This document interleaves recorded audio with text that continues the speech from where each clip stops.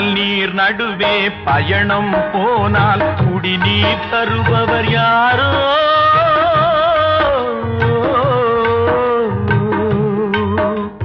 தனியாய் வந்தோர் துணிவை தவிர துணையாய் வருபவர் யாரோ